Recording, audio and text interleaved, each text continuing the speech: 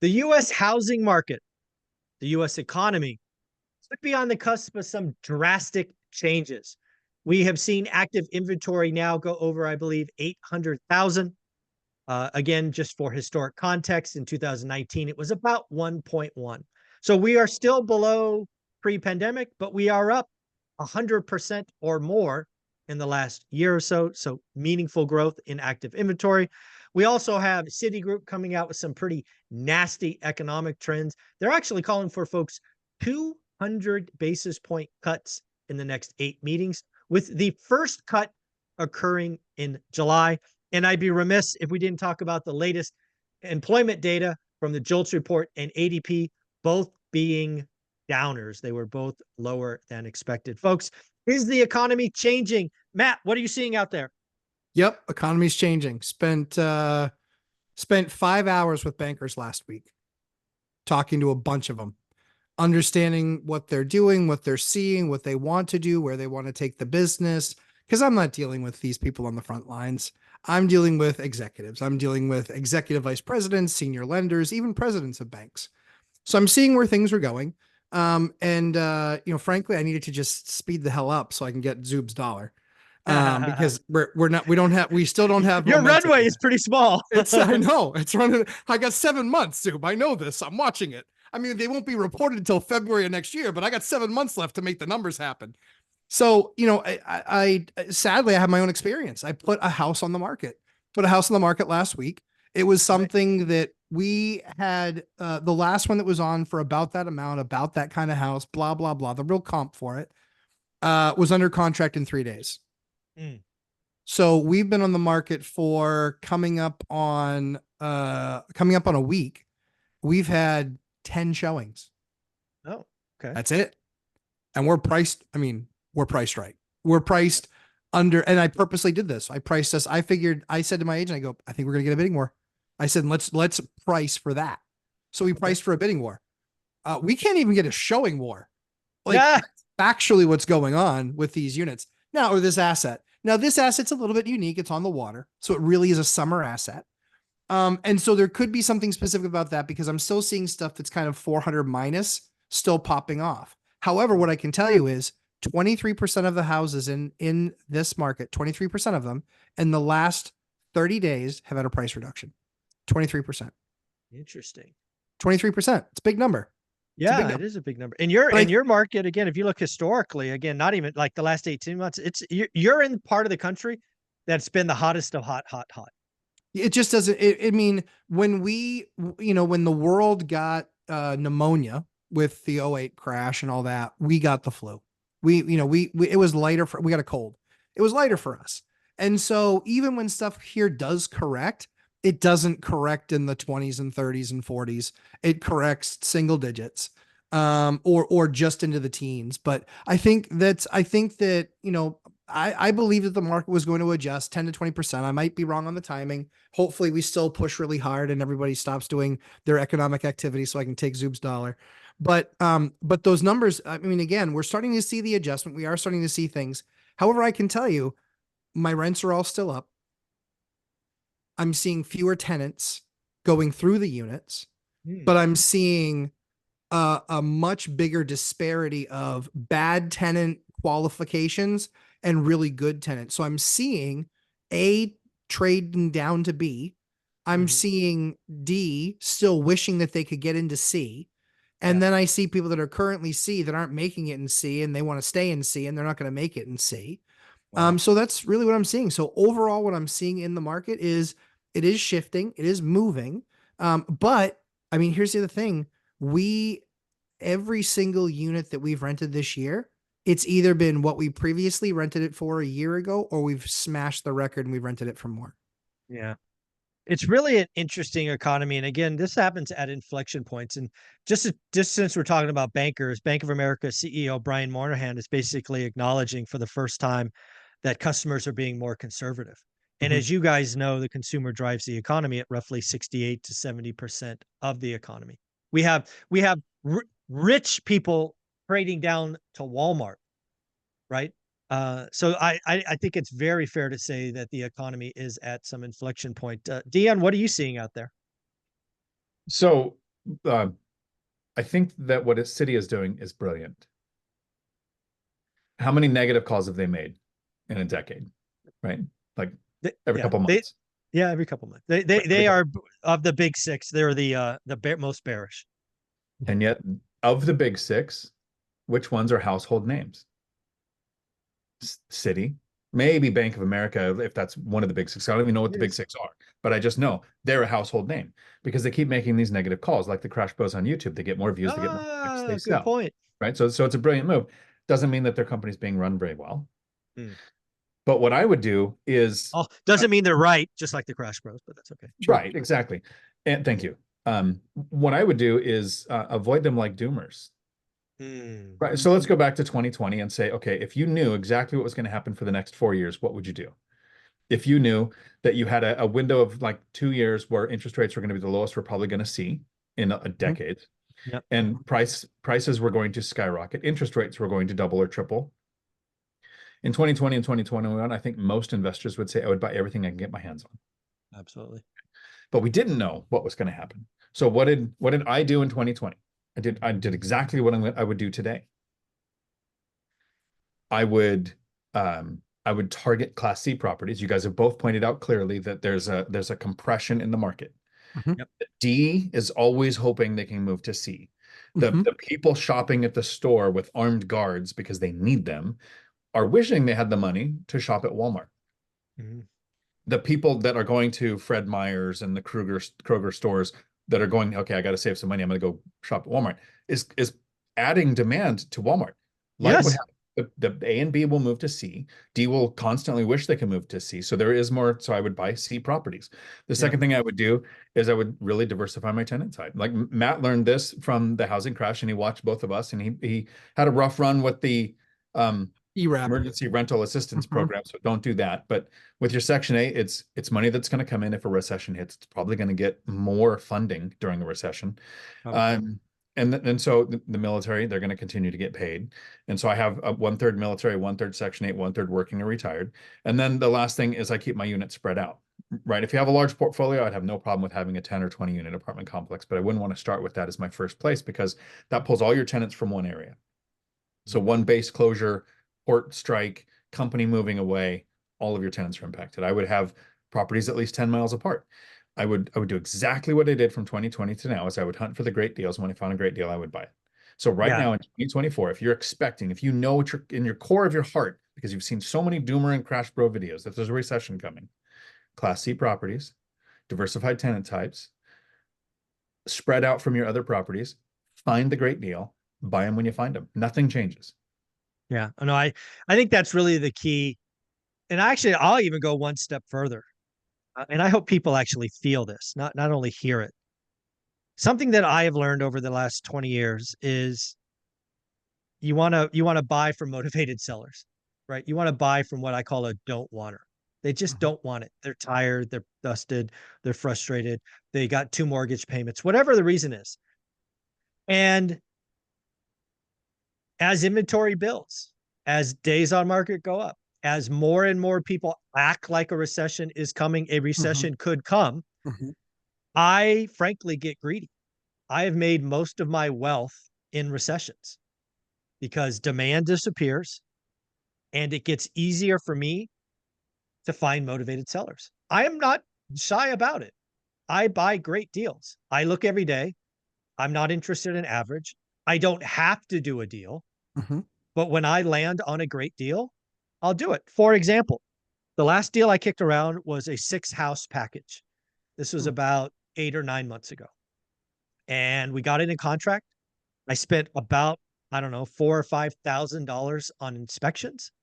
2 of the 6 had significantly more issues than I wanted. I went for a $50K price reduction, and they were only willing to give me 20. It just didn't make sense. Yes, I lost some money on that deal. But again, I don't have just because I spent $5,000 on inspections doesn't mean I'm pot committed.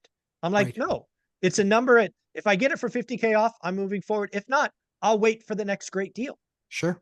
I don't care. I want great deals. I want deals that are going to fundamentally make Olivia and I's financial future even better. Mhm. I don't need a ho-hum deal. And we are going to get those likely in the 5 to 40 unit, the 5 to 50 units, because the B and C class buildings are not trading yet. And That's the right. amount of pain I see building is large. So Yes. I'm just patiently networking and meeting more people and writing offers every now and again because I know it's coming. I'm going to sell it. I'm calling my playbook. In the next 12 to 24 months, I will sell houses that are below the median. I will take 6 figures plus of equity, place them into multifamily assets, and I will do exactly what I did last time. And if you want to hear the story, buy the book, one rental at a time.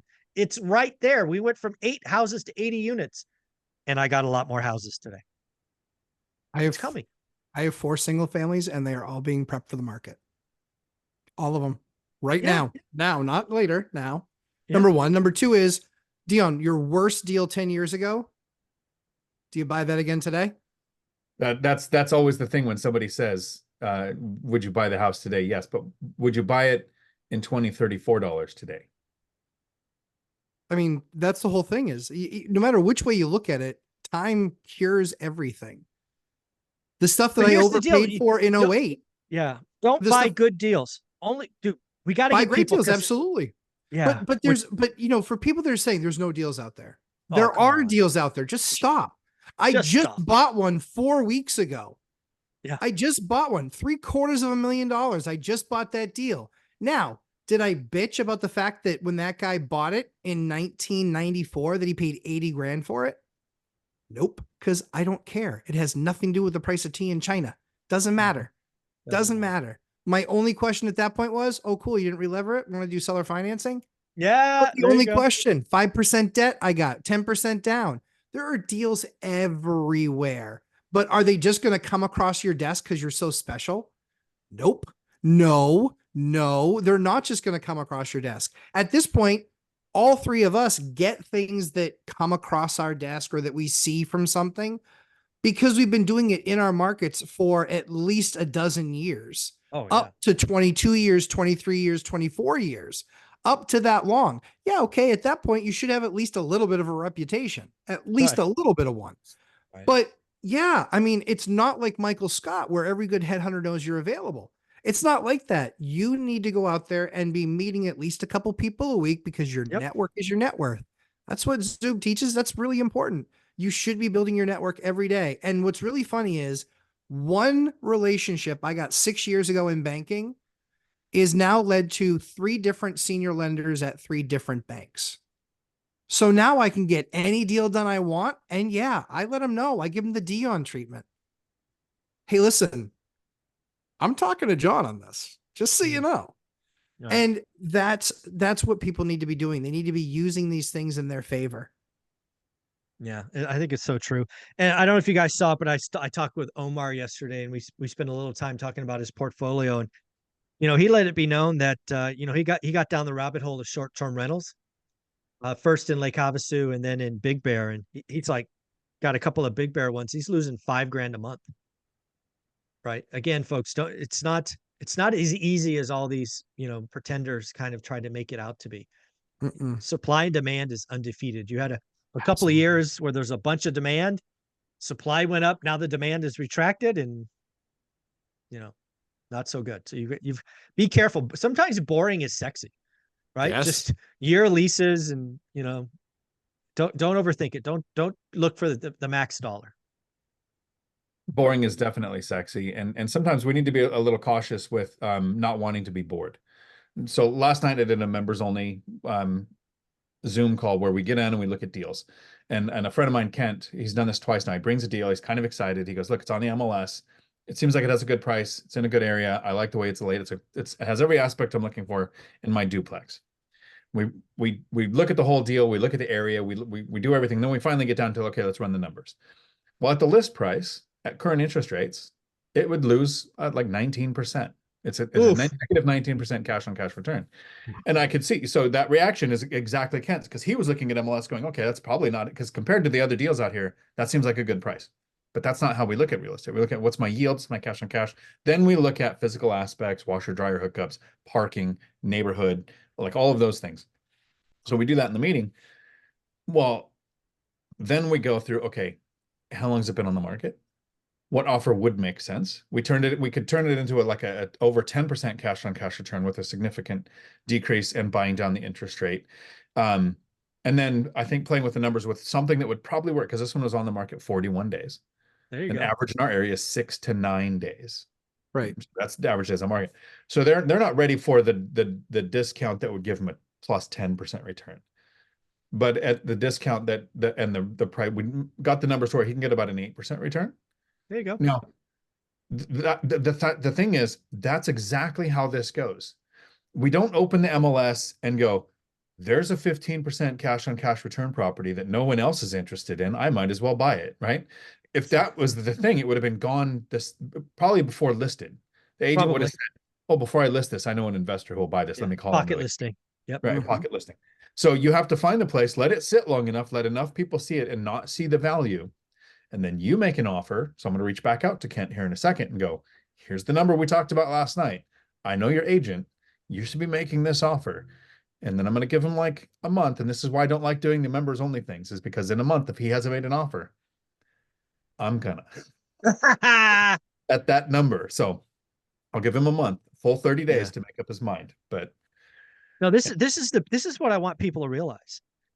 When I talk about get a buy box, building your spreadsheet, doing the math, learning average, that's step one. Yeah. Once you know average, you get the power, the flexibility to massage the numbers into a great deal. And what you just went through is exactly what I hope everybody does. Absolutely. Right? Okay, great. Dude, this is you can change the spreadsheet. You can lower price, lower rate, increase rent, closing costs. You can get the seller to do the repairs. There's all these things you could do in an offer that allows you to create a better return. That's where that's where the three of us win. Yes. Because the average person is like, well, I mean, I get people telling me all the time, Michael, is 5% off list price disrespectful? No. I'm like, what? 5%? What are you talking about? 25% might be. Might be, right? Depending on, folks, you got to do the work. Yes. It's not just open the MLS, look at it a couple of times a week and go, oh, I'll buy the yellow one. Why the freaking hell are you going to buy the yellow one? Tell me why. But the last thing is I will tell people the next 2 years, because inventory is building, because days on market are up, because rates are high, because people are scared, because we may or may not have a recession, because we may or may not have stagflation, whatever. It will become increasingly easy to find motivated sellers. Folks, in like Matt's case, who didn't lever up the portfolio, who was open to seller financing. Genius. Folks like Dion in his duplex, where he got a 6-figure price reduction and held to it. Where I could go in to a 6 single-family portfolio and walk away because it just wasn't right. The deals are out there. Please do the work. Dion, where can people find you? Right here on YouTube, Dion Talk Financial Freedom, where I do my live streams every Tuesday at 4 p.m. Pacific for a couple of hours and answer every question that comes in. It's true. And Matt, how about you? Lumberjack Landlord on YouTube and Instagram. They're every Sunday, 11:30 a.m. Eastern time, taking everyone's question, even troll questions. I don't mind those either. I try not to do too many of those. I don't mind. They're fun. There you go. Thanks, guys.